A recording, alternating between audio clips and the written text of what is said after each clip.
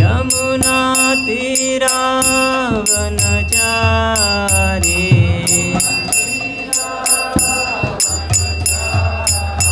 यमुना तीरावनचारी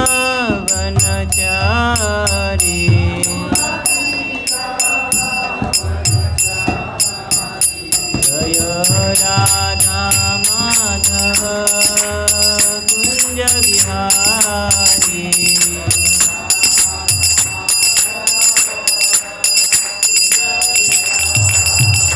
हरे कृष्णा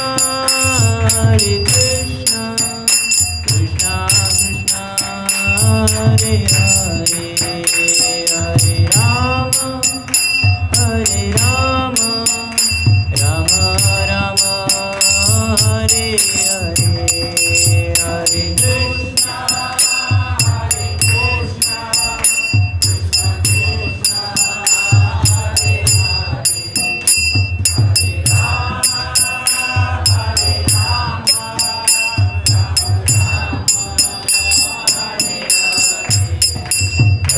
कृष्णा हरे कृष्णा कृष्णा कृष्णा हरे हरे हरे राम राम राम हरे हरे हरे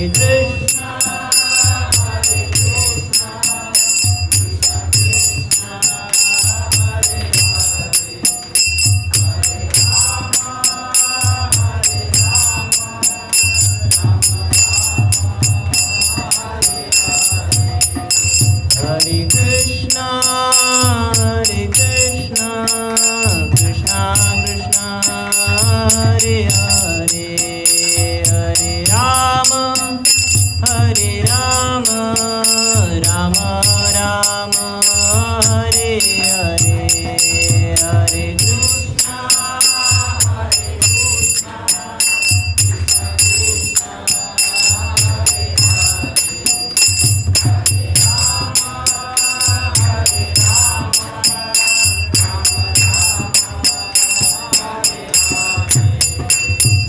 कृष्णा हरे कृष्णा कृष्णा कृष्णा हरे हरे हरे राम राम राम हरे हरे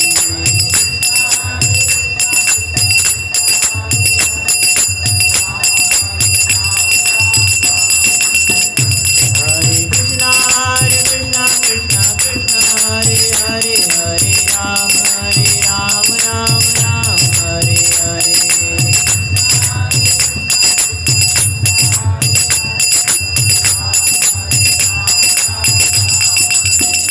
जय प्रभुपदा श्रीला प्रभुपदा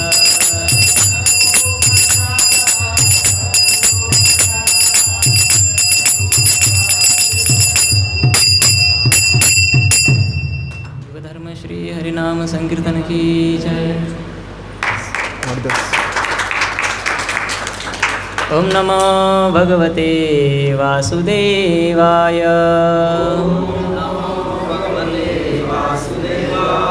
ओम नमो भगवते वासुदेवाय ओम नमो भगवते वासुदेवाय।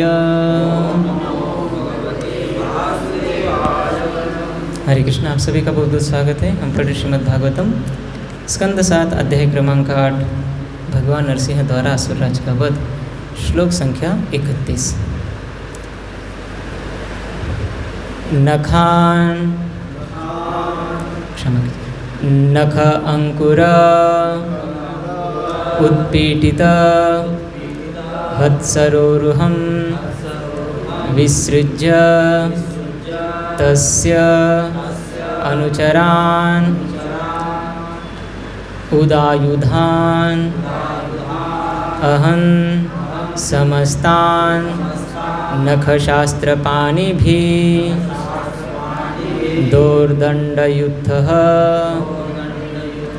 अनुपथान् सहस्रशः।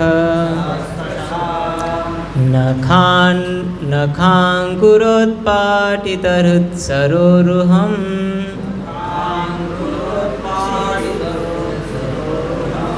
विसृज्य तस्यानुचरानुयुक्तायुधान्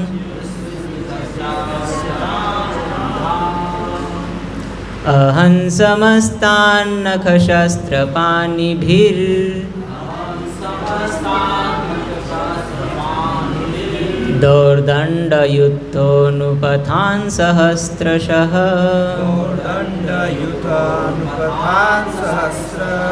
नखाङ्कुरोत्पाटितहृत्सरोरुहम्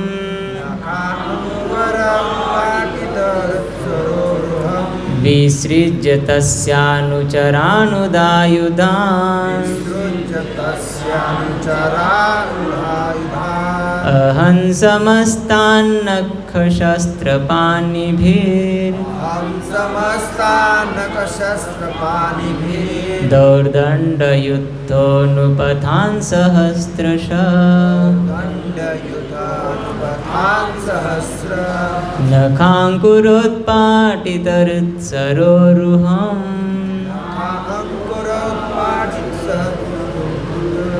विसृज्य तस्यानुचरानुदायुधान् अहं समस्तान्नखशस्त्रपाणिभिर्दौर्दण्डयुक्तोऽनुपथान् सहस्रशः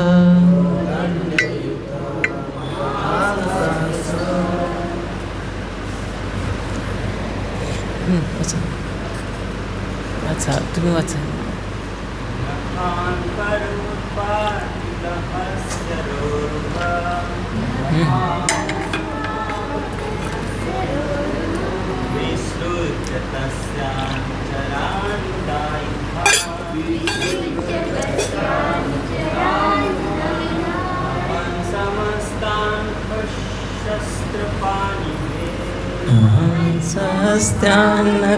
सहस्रान्नखशस्त्रपाणिभिः दौर्दण्डयुक्तोऽनुपथान् सहस्रशः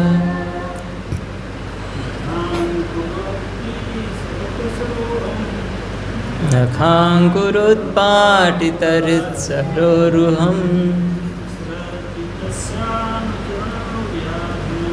विसृज्य तस्यानुचरानुदायुधान् अहं सहस्तान्नखशस्त्रपाणिभिः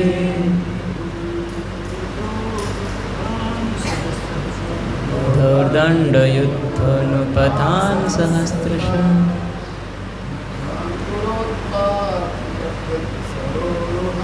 नखाङ्कुरोत्पाटितहृत्सरोरुहम् विसृज्य तस्यानुचरानुदायुधान् अहं सहस्तान्नखशस्त्रपाणिभिः दौर्दण्डयुक्तोऽनुपथान् सहस्रशः. माताजी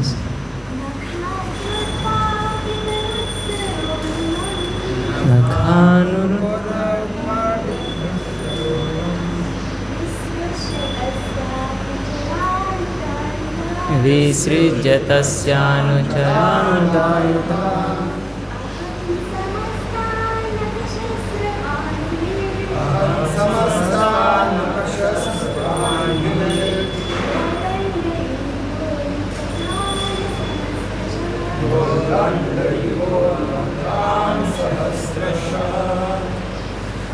शब्दशः अर्थ. नख अंकुर नुकीले नाखूनों से, उत्पाटित चिरा गया, हृत सरोरुहम कमल पुष्प जैसे हृदय को, विसृज्य एक तरफ फेंक कर, तस्य उसके, अनुचरान अनुयायियों, सैनिक तथा अंगरक्षकों को उदायुधान, हथियार उठाते हुए अहन, मार डाला। समस्तान, सभी। नख शस्त्र पाणी भी, अपने नाखूनों तथा हाथ के अन्य हथियारों से। दौर्दंडयुतः, असंख्य बाहुओं वाले। अनुपथान, हिरण्यकशिपु के अनुचरों को। सहस्त्रशः, हजारों। अनुवाद तथा तात्पर्य श्रील प्रभुपाद जी द्वारा। श्रील प्रभुपाद की जय। अनुवाद। अनेकानेक भुजाओं वाले पूर्ण पुरुषोत्तम भगवान ने सर्वप्रथम हिरण्यकशिपु का हृदय निकाल लिया और उसे एक तरफ फेंक दिया। फिर वे असुर के सैनिकों की ओर मुड़े। ये सैनिक हजारों के झुंड में भगवान से लड़ने आए थे और हाथों में हथियार उठाए थे। ये हिरण्यकशिपु के अत्यंत स्वामी भक्त अनुचर थे, किंतु नृसिंह देव ने उन्हें अपने नाखून की नोकों से ही मार डाला। तात्पर्य, इस जगत की सृष्टि के समय से ही दो प्रकार के मनुष्य होते रहे हैं, देव तथा असुर। देवगण सदैव भगवान के प्रति स्वामी भक्त होते हैं, जबकि असुरगण नास्तिक होते हैं, जो भगवान की श्रेष्ठता को ललकारते हैं। इस समय सारे विश्व में नास्तिकों का बोलबाला है। वे यह सिद्ध करने का प्रयास कर रहे हैं कि ईश्वर नहीं है और हर घटना भौतिक तत्वों के संयोग से घटित होती है। इस प्रकार यह जगत अधिकाधिक ईश्वर विहीन होता जा रहा है। फलस्वरूप सब कुछ अस्त व्यस्त है। यदि ऐसी ही स्थिति बनी रही तो पूर्ण पुरुषोत्तम भगवान निश्चित रूप से कार्यवाही करेंगे, जैसा कि हिरण्यकशिपु के साथ किया। उन्होंने क्षण भर में हिरण्यकशिपु तथा उसके अनुयायियों को विनष्ट कर डाला। इसी तरह यदि ईश्वर विहीन सभ्यता चलती रही तो पूर्ण पुरुषोत्तम भगवान की एक उंगली के हिलाने से यह क्षण भर में नष्ट हो जाएगी। इसीलिए असुरों को सावधान रहना चाहिए और अपनी ईश्वर विहीन सभ्यता में कटौती करनी चाहिए। उन्हें कृष्ण भावनामृत आंदोलन का लाभ उठाना चाहिए और पूर्ण पुरुषोत्तम भगवान के प्रति आज्ञाकारी बनना चाहिए, अन्यथा विनाश निश्चित है। जिस प्रकार हिरण्यकशिपु का विनाश क्षण भर में हो गया, उसी प्रकार ईश्वर विहीन सभ्यता किसी भी क्षण नष्ट हो सकती है। ओम ज्ञानतिमिरन्धस्य ज्ञानाञ्जनशलाकया चक्षुरुन्मिलितं येन तस्मै श्रीगुरवे नमः। नमः ओं विष्णुपादाय कृष्णपृष्ठाय भूतले श्रीमते भक्तिवेदान्तस्वामिनिति नामिने। नमस्ते सारस्वते देवे गौरवाणी प्रचारिणे निर्विशेषशून्यवादी पाश्चात्यदेशतारिणे। जय श्री कृष्ण चैतन्य प्रभु नित्यानंद श्री अद्वैत गदाधर शिवासदि गौर भक्तवृंद। हरे कृष्णा कृष्ण कृष्णा हरे हरे, हरे राम राम राम हरे हरे। हरे कृष्ण। आप सभी का बहुत बहुत स्वागत है। सभी वरिष्ठ भक्तों से आशीर्वाद की कामना करते हुए हम आज के श्लोक को समझने का प्रयास करेंगे। तो यहाँ पर भगवान नरसिंह देव ने हिरण्यकशिपु का वध किया और उल्लेख आ रहा है कि किस तरह से भगवान नरसिंह देव ने हिरण्यकशिपु का आंतड़ों को अपने गले में हार की तरह पहना और अब वो उसके हृदय को भी भगवान ने निकाल लिया। तो यहाँ पर संस्कृत में एक श्लोक आ रहा है, हृत सरोरुहम, कमल पुष्प जैसे हृदय को, हिरण्यकशिपु के हृदय को भगवान यहाँ यहाँ पर इसलिए सुखदेव गोस्वामी कह रहे हैं कैसा हृदय, कमल पुष्प जैसा हृदय। तो जैसे देखा जाए तो ऐसा कमल पुष्प जैसा हृदय यदि किसी का हो, हाँ, सॉफ्ट हार्टेडनेस जिसे हम इंग्लिश में कहते हैं, तो व्यक्ति किसी के ऊपर अत्याचार, तो जैसा कि हिरण्यकशिपु का वर्तन था।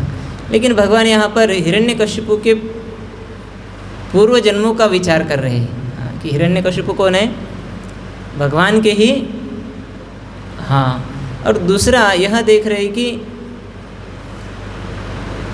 ऐसा मेरे शुद्ध भक्त का पिता, हाँ, तो भगवान की कृपा ये हम सबके जीवन में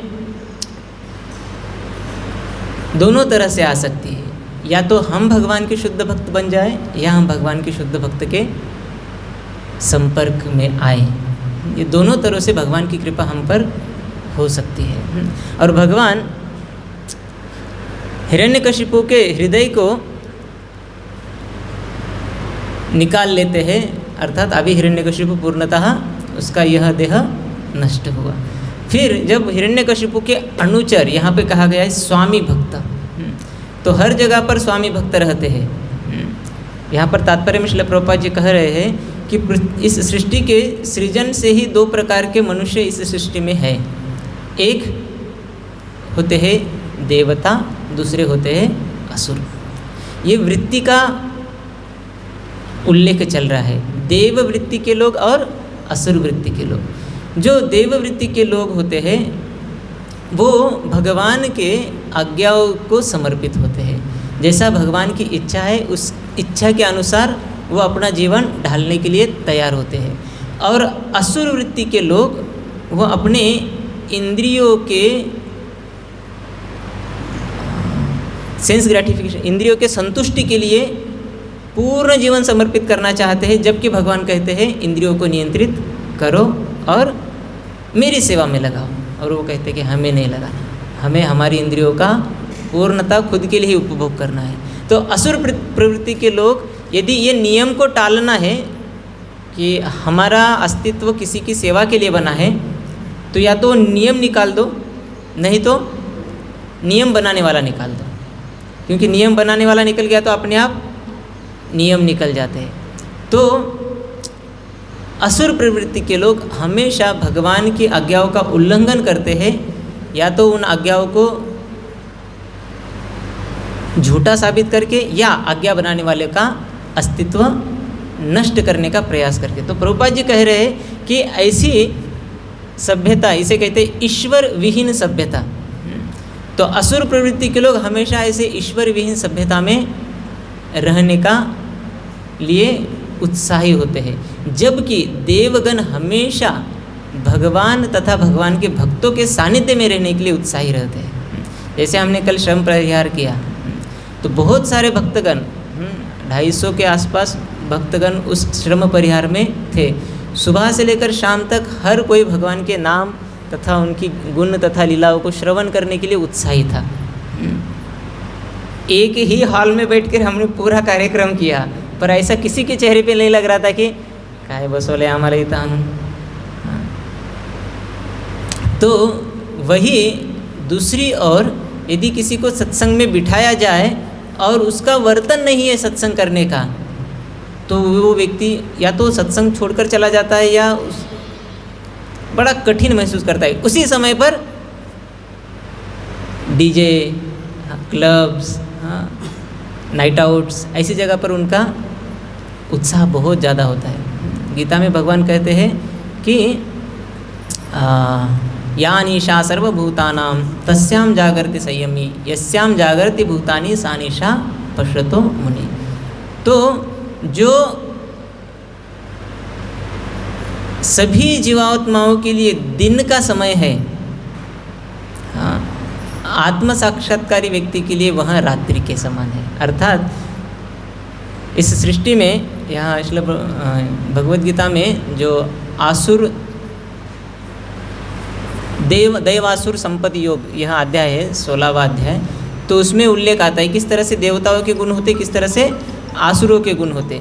तो उसमें आसुरों के गुणों में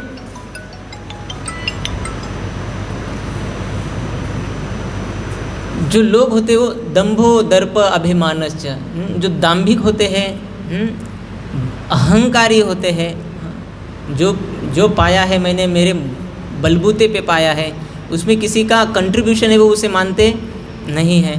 तो ऐसे आसुरी प्रवृत्ति के लोग पर दैवी प्रकृति के लोग हमेशा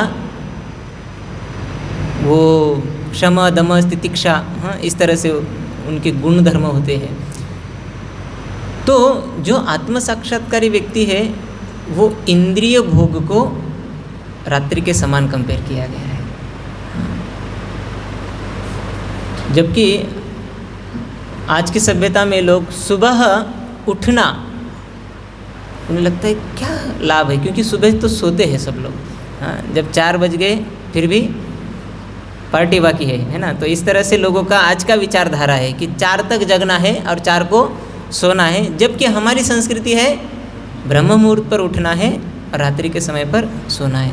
तो ये या निशा सर्वभूतानाम, जिन लोगों को मतलब जो सर्वसामान्य जनता है उनके लिए इंद्रिय भोग ये जीवन का उद्देश्य है, जबकि आत्म साक्षात्कारी पुरुष इंद्रिय भोग को अपने जीवन का उद्देश्य नहीं बनाता। वो इंद्रिय भोग को अपने जीवन का उद्देश्य न बनाकर वो भगवान को प्राप्त करना ये जीवन का उद्देश्य बनाता है।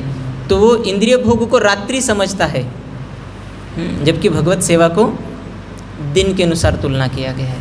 तो यहाँ पर श्रील प्रभुपाद जी कह रहे हैं कि ऐसे ईश्वर विहीन सभ्यता में कोई भी जीव सुखी नहीं रह सकता। तो ये ईश्वर विहीन सभ्यता, जिस तरह से हिरण्यकशिपु ईश्वर विहीन सभ्यता को प्रस्थापित करने का प्रयास कर रहे थे, उन्होंने नियम बदल दिए थे, जो सत्कर्म करेगा उसे सज़ा मिलेगी, जो कुकर्म करेगा उसे बख्शिश मिलेगा। तो ऐसे वो नियम पलट दिए थे। वो पुण्य करने से नरक भेजेंगे, पाप करने से स्वर्ग भेजेंगे। हाँ, इस तरह से उसने ये क्योंकि मैं ईश्वर हूँ, मैं नियम बदल सकता हूँ, इस उद्देश्य से हिरण्यकशिपु का कार्य चल रहा था। पर भगवान ने कितनी देर तक वो कार्य नहीं चलने दिया। प्रभुपाद जी कह रहे आज इस सृष्टि में या इस जगत में हर कोई ईश्वर विहीन जीवन जीने के लिए उत्साही है, और केवल उत्साही नहीं तो ऐसे ईश्वर विहीन जीवन को ही स्टैंडर्ड, हाँ, सिद्ध करने का प्रयास कर रहे हैं। तो प्रभुपाद जी कहते हैं ऐसा ईश्वर विहीन सभ्यता को प्रस्थापित करने वालों का तथा ऐसी ईश्वर विहीन सभ्यता का भी एक दिन नाश अवश्य होगा। भगवान ने जिस तरह से हिरण्यकशिपु का नाश किया, और हिरण्यकशिपु के नाश होते ही ईश्वर विहीन सभ्यता भी नष्ट हो गई। बहुत बार आसुरी लोग या ऐसे नास्तिक लोग वो भगवान के अस्तित्व को यह कारण देते हुए टालते हैं कि उन्हें किसने देखा है, क्या हम उनके साथ बात कर सकते हैं, क्या वो हमारी बात सुन सकते हैं। तो हमेशा इंद्रियों के ऊपर विश्वास रखकर इंद्रियों के माध्यम से वो भगवान को देखना चाहते हैं, जबकि भगवान इंद्रियों के परे है, इंद्रियों से अगम्य, हम इंद्रियों के द्वारा उन्हें जान नहीं सकते, है ना। पर असुर प्रवृत्ती या नास्तिक लोग चाहते हैं की नाही याच डोळ्याने आम्हाला दिसायला पाहिजे, याच कानाने आम्हाला त्यांचा आवाज ऐकायला पाहिजे। जब भी देवताओं के ऊपर कोई संकट आता है ना, तो देवता भगवान को प्रार्थना करने जाते हैं। तो हमने सुना है ना, भागवत में पढ़ते हैं, तो जब वो भगवान से प्रार्थना करने जाते हैं तो भगवान उन्हें दिखते नहीं है। सभी देवी देवता ऐसा हाथ जोड़ के खड़े रहते हैं। ब्रह्मा जी देवताओं के लीडर बनकर भगवान से प्रार्थना करते हैं, कोई आवाज़ नहीं आती भगवान की, ना ही कोई दर्शन दिखता है। फिर भी देवतागण हाथ जोड़े प्रार्थना करते हैं, और ब्रह्मा जी को भी कोई आवाज़ नहीं था। ब्रह्मा जी के हृदय में भगवान मैसेज पहुंचा देते हैं, मैं आऊँगा।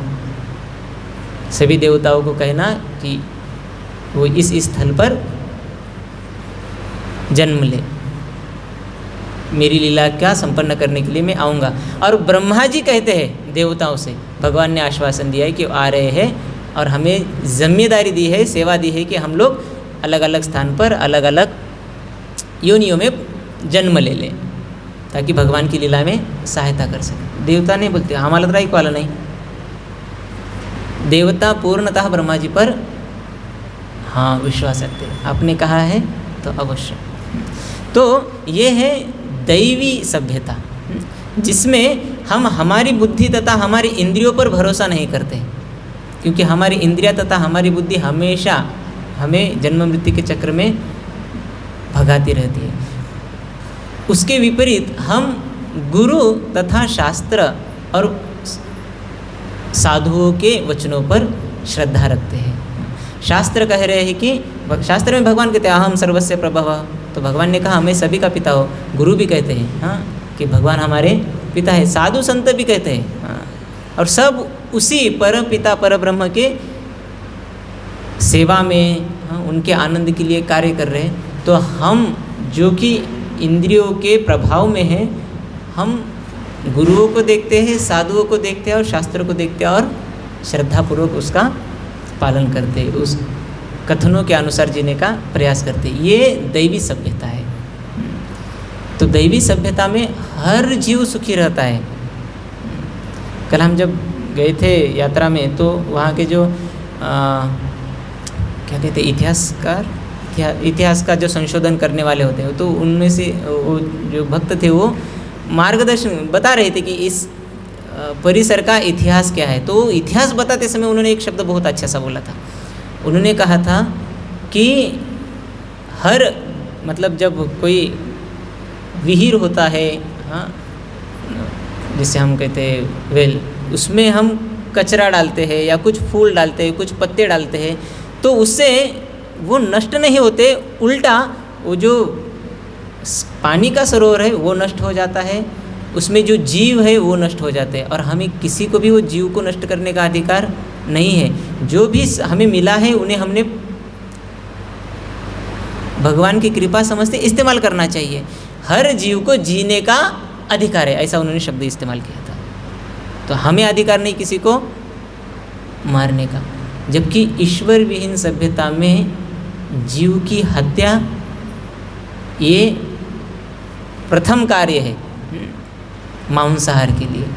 तो हर ईश्वर विहीन सभ्यता में जीव की हत्या की जाती है, और हर ईश्वरीय सभ्यता में पहला नियम है, जैसे कि श्रील प्रभुपाद जी ने हमें 4 नियम दिए, मांसाहार नहीं करना, जुआ नहीं खेलना, अवैध स्त्री पुरुष संग नहीं करना और नशा नहीं करना। क्योंकि ये 4 जो है ये नरक के ये ईश्वर विहीन सभ्यता को प्रस्तापित करने वाले 4 खंबे हैं। जबकि इनका क्या कहते हैं त्याग करना, मांसाहार को त्याग, मांसाहार नहीं करना, मांसाहार को त्याग देना है, इसके लिए बड़ा बल लगता है। इस ईश्वर विहीन सभ्यता में बड़ा बल लगता है। ईश्वरीय सभ्यता में वो नहीं, क्योंकि सब जीव या सब भक्त होते हैं, भगवान की सेवा में तल्लीन होते हैं, तो ये चीज़ें उतना तकलीफ नहीं देती। जैसा कि आज भक्त समाज में हम इसका अनुभव कर रहे हैं। एक समय पर चाय छोड़ना क्या मतलब बहुत, हाँ, एकादशी के दिन कभी चाय नहीं पीते तो पूरी दुनिया को बता देते कि हाँ हम ये चाय नहीं पी ली आज, पर बाकी 30-15 दिन तो ये ईश्वर विहीन सभ्यता में धर्मों के तत्वों का पालन करना कठिन होता है। इसीलिए भगवान वो ईश्वरीय सभ्यता को पुनः स्थापित करने के लिए आते हैं, हर युग में आते हैं। भगवान स्वयं कहते हैं हाँ। तो प्रभुपाद जी कह रहे हैं ऐसे ईश्वर विहीन सभ्यता का एक दिन नाश होना निश्चित है। इसीलिए कृष्ण भावनामृत आंदोलन में सहभागी होकर हमने भगवत भावना को स्वीकार करने का प्रयास करना चाहिए, जिससे हर जीव संतुष्ट होगा और हम हमारे जीवन का जो सही उद्देश्य है उसे प्राप्त करेंगे। भगवत गीता में इसी दैवासुर संपत्ति योग में एक जगह पर उल्लेख आता है, भगवान कहते हैं कि ईश्वर विहीन सभ्यता के लोग समझते हैं कि ये सृष्टि का निर्मिति केवल मैथुन जीवन के लिए बना है, जबकि भगवत साक्षात्कार में मैथुन जीवन एक तरह से बाधा है। हर व्यक्ति ने उससे छुटकारा पाने का प्रयास करना चाहिए, क्योंकि वो ये क्या है, ऑब्स्टैकल है। जबकि ईश्वर विहीन सभ्यता में उसे जीवन का परम ध्येय माना जाता है। वो ध्येय नहीं है, वो एक शारीरिक नीड कहते हैं प्रभुपाद जी, शरीर का एक ज़रूरत है।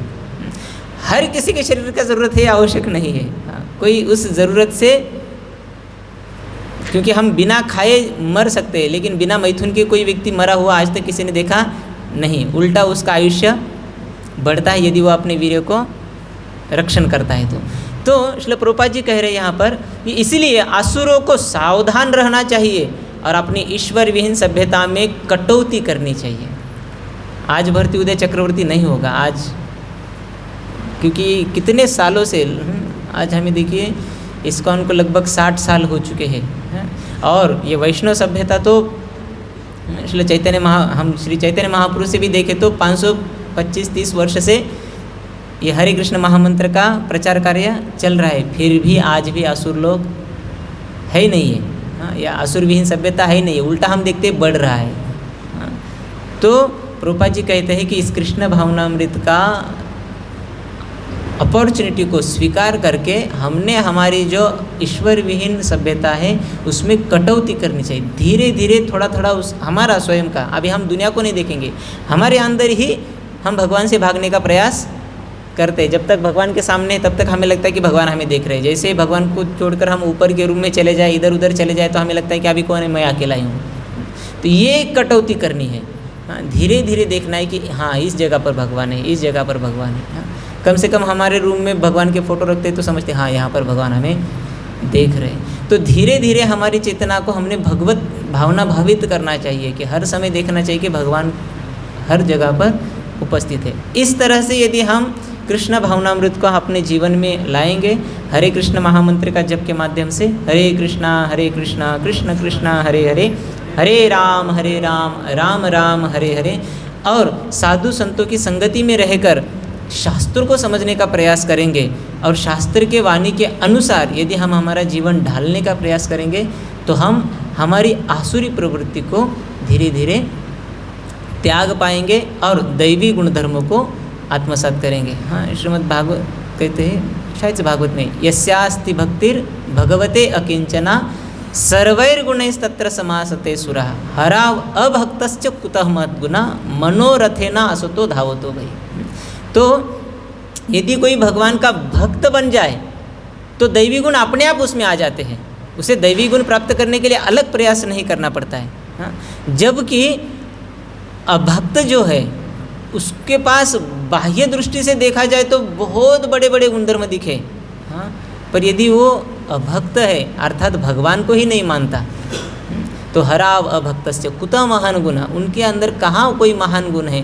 मनोरथे ना असतो धावतो भई, वो मन के रथ पर बैठकर असत्य के पीछे भागते रहते हैं। इसलिए हमने कृष्ण भावनामृत आंदोलन का आश्रय लेते हुए, भगवान की शुद्ध भक्तों का आश्रय लेते हुए इस कृष्ण भावनामृत को आत्मसात करने का प्रयास करना चाहिए, जिससे हमारे अंदर का आसुरी गुणधर्म निकल जाए और हमारे अंदर दैवी गुणधर्म प्रकट हो। हरे कृष्णा कृष्ण कृष्णा हरे हरे, हरे राम राम राम हरे हरे।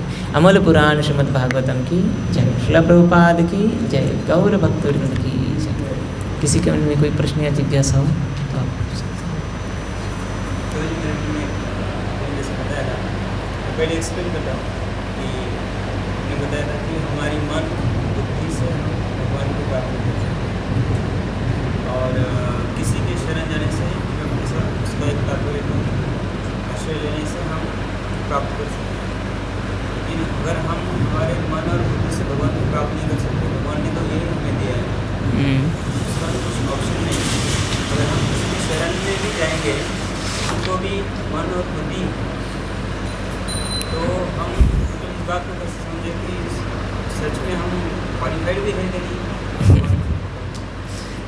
बहुत अच्छा प्रश्न है आपका, कि हमने यह कहा था कि हम हमारे इंद्रियों से, मन और बुद्धि से भगवान को नहीं जान सकते, जबकि आसुरी सभ्यता में आज के जिसे हम साइंटिफिक एज कहते हैं, हाँ, प्रभुपाद जी श्रीमद् भागवतम को बुक ऑफ साइंस कहते हैं। ये साइंस है, ये भगवत गीता ये साइंस है, ये कोई मिथ नहीं है। तो आज के युग में ऐसा समझा जाता है कि कोई चीज़ है तो दिखनी चाहिए, हाँ, हमारी बुद्धि को समझ में आनी चाहिए। जबकि भगवान के कार्य, ये यूनिवर्सल क्रिएशन को भी देखें ना, तो इसे हम कहते हैं आश्चर्य है ये कि कैसे कोई इतना वजनदार वस्तु अंतरिक्ष में तैर रहा है। आश्चर्य है ना।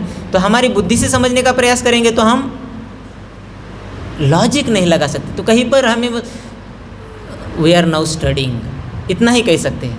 रिसर्च चल रहा है, एक दिन हम बताएंगे ये ऐसा क्यों हो रहा है। जैसे कि एप्पल गिर रहा था तो रिसर्च चल रहा था, एक दिन फिर न्यूटन ने कहा कि ये गुरुत्वाकर्षण से गिर रहा है, लेकिन न्यूटन ने गुरुत्वाकर्षण थोड़ी ना बनाया। तो हम हमारी बुद्धि से उतना ही समझ सकते जितना समझ पाए। तो भगवान को समझ पाना ये हमारी बुद्धि की क्षमता नहीं है।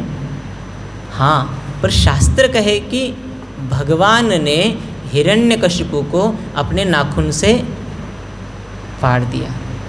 भगवान कहे कि हिरण्यकशिपु के हजारों सैनिकों को उन्होंने नाखून के अग्रभाग से ही मार दिया। तो आपले नाखून तो अग्रभाग कितने को लगते हैं, कौन मरता है? नहीं ना। तो ये आश्चर्यचकित करने वाली बात रहती है जो हमारी बुद्धि को समझ में नहीं आएगी, लेकिन जब हम इसे स्वीकार कर लेते हैं तो हमारा लाभ होता है।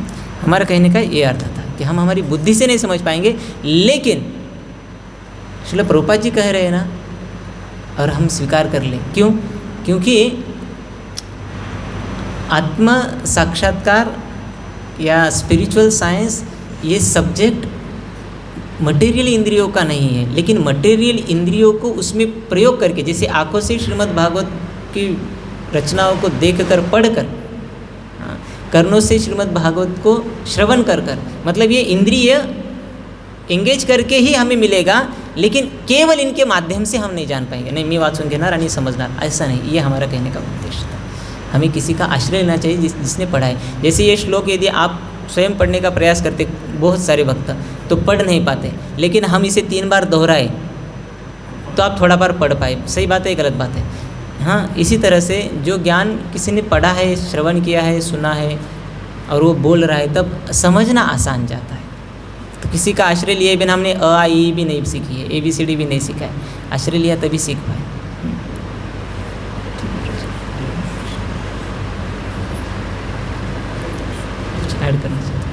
कुछ ऐड करना चाहते?